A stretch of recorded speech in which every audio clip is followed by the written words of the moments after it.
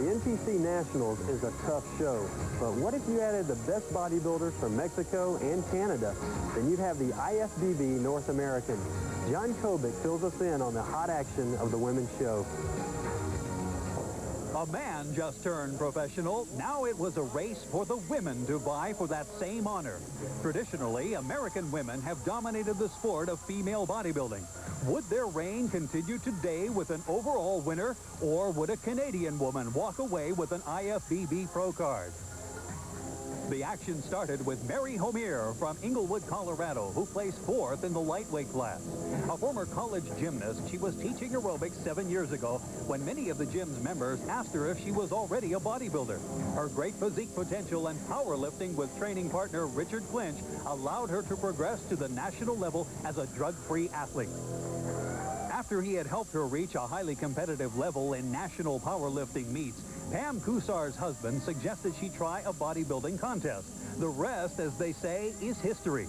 Working as a special education teacher, Pam has placed 2nd at the USA and is a former athlete in volleyball, track, basketball, field hockey, and tennis. Her strong points were excellent abs and striated delts, but smooth legs kept her from placing higher.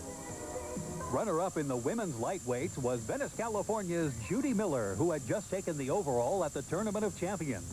She began training as a skinny 16-year-old and now manipulates her body weight at will through diet and the use of Perillo's Cap Tri. Her great lines and shredded condition almost carried her over the top here. Originally from Honolulu, Hawaii, Judy has 4 children and works as a fitness trainer. Cleaning up in the lightweight class was beautiful Sue Price from Rolling Meadows, Illinois.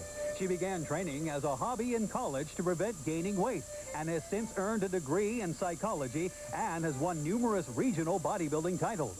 Unlike many competitive bodybuilders, Sue lets her diet loosen up a bit in the off-season, but it doesn't seem to affect her physique. She brought flawless symmetry and a high level of muscular definition to this contest.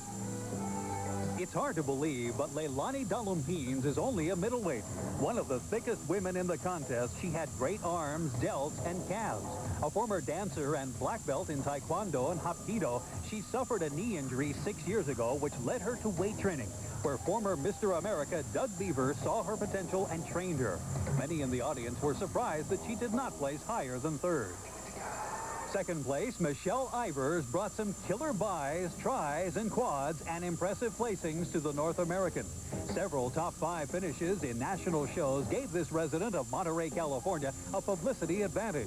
Like many female bodybuilders, Michelle has a strong athletic background in such sports as running, tennis, and softball.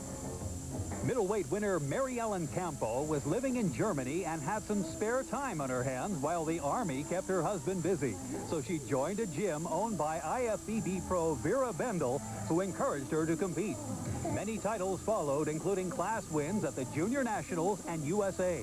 An orthopedic physical therapist, she wishes to thank her brother Jose, who helped her train during the stressful period when her husband was serving in Operation Desert Storm. Maryellen has just been invited to the universe, and her superb overall development will be a force to be reckoned with. 3rd in the heavyweight class was Jennifer Jane ABEL of London, Ontario. Her trainer is husband Scott ABEL of ABEL Bodies Fitness. Working as an insurance broker, she's won a bevy of titles in Canada, where the level of competition is surprisingly close to that of the United States. Nicknamed J-Square, she originally joined a gym with the vague notion of getting in shape, then became interested in the weights. Like everyone else, she wants to compete at the pro level. Many in the audience thought super ripped Tazzie Colomb from New Orleans would win this class. Her sexy looks combined with arms and legs so good she actually had to train them down to prevent them from overpowering her physique, almost turned pro.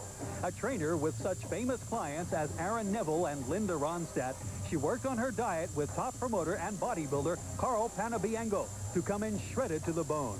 A consistently high-placing national competitor, it's only a matter of time for Tazzie. The heavyweight winner was Sharon Bruneau from Vancouver, Ontario. She was also in a very lean condition with great quads and presented a sexy posing routine that had the men in the audience paying attention. She began training 9 years ago after a bout with pneumonia left her severely underweight. 10 years of gymnastics had primed her physique, and Roberta Seeger coached Sharon to reach the level of development she has achieved.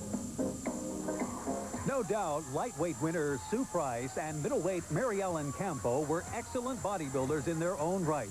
But when it came down to the overall pose down, it was heavyweight winner Sharon Bruneau who had the best combination of size, symmetry, and hardness. Her sultry good looks didn't hurt either. With so many superb athletes at one show, it can honestly be said that everyone at the North American was a winner. For American Muscle, I'm John Kobick.